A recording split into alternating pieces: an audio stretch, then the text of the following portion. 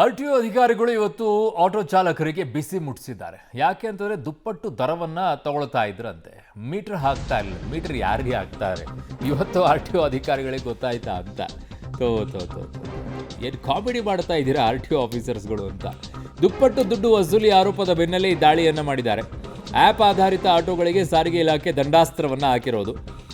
Kilometre ಪರಿಶೀಲಿಸಿ ದುಪ್ಪಟ್ಟು ದರ ವಸೂಲಿ ಮಾಡಿದವರಿಗೆ ದಂಡವನ್ನು ಹಾಕಿದ್ದಾರೆ. ಮೀಟರ್ ಹಾಕದೆ ದುಬಾರಿ ದರ ವಸೂಲಿ ಮಾಡ್ತಾ ಇದ್ದವರಿಗೂ ದಂಡ. ಅದೇ ಆ್ಯಪ್ ಆಧಾರಿತನೇ ಯಾಕೆ? ಮೀಟರ್ ಹಾಕಿ ಯಾರು ಓಡಿಸ್ತಾರೆ? ತೋರಿಸಿ ನೋಡೋಣ ಯಾವುದವ್ರು ಆಟೋದವ್ರು ಮೀಟರ್ ಹಾಕ್ಕೊಂಡು ಓಡಿಸ್ತಾರೆ ಅಂತೇಳಿ. ಸುಮ್ಮನೆ ಇರ್ರಿ, ಒಳ್ಳೆ ಕತೆ ಈ ಸಾರಿಗೆ ಇಲಾಖೆಯವರದ್ದು.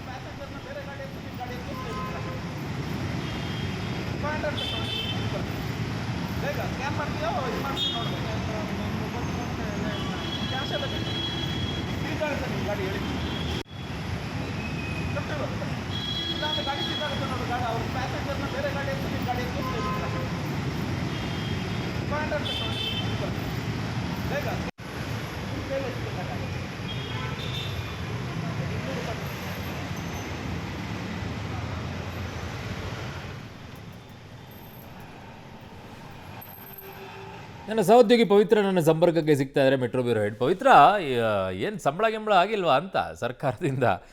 ಯಾವಾಗ ದೊತ್ತಂತ ಎದ್ದು ಬಿಡ್ತಾರೆ ಇವರೆಲ್ಲ.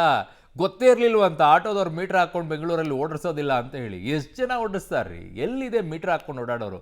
ಏನು ಇವತ್ತು ದೊತ್ತಂತ ಚೆಕಿಂಗಿಗೆ ಇಳಿದ್ಬಿಟ್ಟಿದ್ದಾರೆ?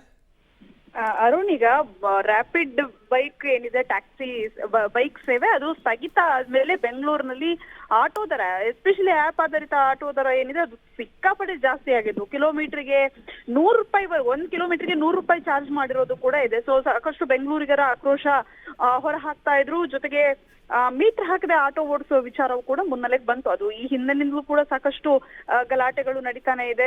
ಸೊ ಈ ರೀತಿ ಆದಾಗ ತತ್ಕ್ಷಣಕ್ಕೆ ಈಗ ಸಾರಿಗೆ ಇಲಾಖೆಯವರು ಮತ್ತೆ ಟ್ರಾಫಿಕ್ ಪೊಲೀಸರು ಎರಡೂ ಜಂಟಿಯಾಗಿ ಇವತ್ತು ಬೆಂಗಳೂರಿನಲ್ಲಿ ಸೀರೀಸ್ ಆಫ್ ಎಲ್ಲ ಬೆಂಗಳೂರಿನ ಪ್ರಮುಖ ನಗರದಲ್ಲಿ ಏನಿದೆ ಆಟೋವನ್ನ ತಪಾಸಣೆ ಮಾಡುವಂಥದ್ದು. ಮುಖ್ಯವಾಗಿ ಆಪ್ ಆಧಾರಿತ ಆಟೋಗಳಿದ್ರೆ ಟ್ರಾನ್ಸ್ಪೋರ್ಟ್ ಡಿಪಾರ್ಟ್ಮೆಂಟ್ ಅವರು ಎಷ್ಟು ಕಿಲೋಮೀಟರ್ಗೆ ಎಷ್ಟು ದರವನ್ನ ವಿಧಿಸ್ತಾ ಇದ್ದಾರೆ ಏನು ಅನ್ನುವಂತಹ ವಿವರವನ್ನ ಪ್ಯಾಸೆಂಜರ್ ಜೊತೆಗೂ ಚರ್ಚೆ ಮಾಡ್ತಾ ಇದ್ರು. ಜೊತೆಗೆ ಅದರಲ್ಲಿ ಬರುತ್ತೆ ಅಮೌಂಟ್. ಸೊ ಹಾಗಾಗಿ ಅದ್ರಲ್ಲಿ ಮೆನ್ಷನ್ ಮಾಡ್ತಾ ಇದ್ರು ಡ್ರೈವರ್ ನೇಮ್ ಮತ್ತೆ ಆಯಾ ಕಂಪನಿ ಏನಿದೆ, ಓಲಾ ಆದ್ರೆ ಓಲಾ, ಊಬರ್ ಆದ್ರೆ ಊಬರ್, ಅವರನ್ನ ಮೆನ್ಷನ್ ಮಾಡಿ ದಂಡವನ್ನ ವಿಧಿಸ್ತಾ ಇದ್ರು. ಇನ್ನೊಂದು ಕಡೆಗೆ ಮೀಟರ್ ಹಾಕದೆ ಇರುವಂತಹ ಆಟೋಗಳಿಗೂ ಕೂಡ ಇವತ್ತು ಶಾಕ್ ಅನ್ನ ಕೊಟ್ರು. ಇದು ಕೇವಲ ನೀವು ಹೇಳ್ದಂಗೆ 1 ದಿನ 2 ದಿನ ಕಾರ್ಯಾಚರಣೆ ಮಾಡಿದ್ರೆ ಆಗೋದಿಲ್ಲ. ಪ್ರತಿನಿತ್ಯವೂ ಅಟ್ಲೀಸ್ಟ್ ಒಂದು ಅಲರ್ಟ್ ಆಗಿ ಇದ್ದಿದ್ರೆ ಅಥವಾ ರೆಗ್ಯುಲರ್ ಆಗಿ ಈ ಬಗ್ಗೆ ತಪಾಸಣೆ ಇದ್ದಿದ್ರೆ ಅಟ್ಲೀಸ್ಟ್ ಪ್ಯಾಸೆಂಜರ್ಗಳಿಗೂ ಕೂಡ ಈಸಿ ಆಗುತ್ತೆ. ಆದ್ರೆ ಈಗ ಈ 1 ವಾರದಲ್ಲಿ ಅವರು ಕಾರ್ಯಾಚರಣೆಗೆ ಇಳಿದಿದ್ದಾರೆ. ಅರುಣ್, ಓಕೆ, ಧನ್ಯವಾದಗಳು ಪವಿತ್ರ ನಿಮ್ಮೆಲ್ಲ ಮಾಹಿತಿಗೆ.